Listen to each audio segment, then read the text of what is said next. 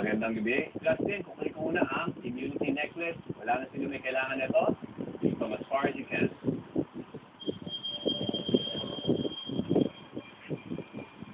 Okay.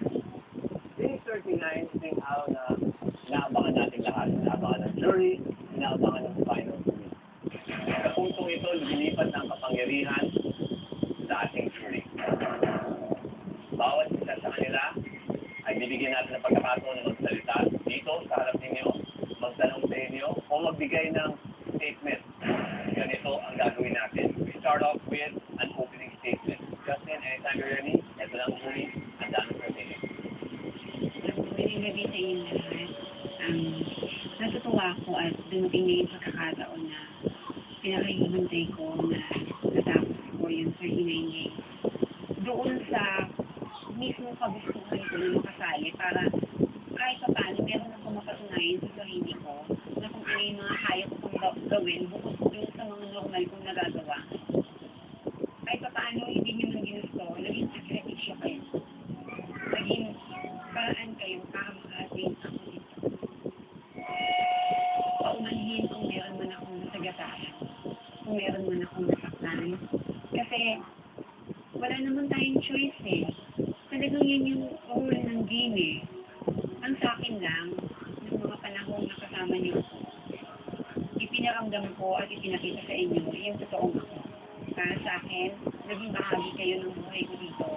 Sana magkakilangan pa tayo ulit sa labas. Amanda?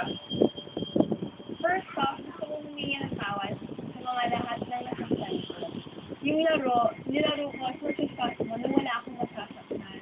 Gusto ko lang maging fair kayo pagdating sa pag-vote nyo, tingnan nyo kung sino talaga yung karapat-dapat, hindi lang emotions yung gamitin nyo, kundi isipin nyo rin yung pautakan, palakasan, at saka patatagan na nandun lahat yun sa taong na i-vote nyo today.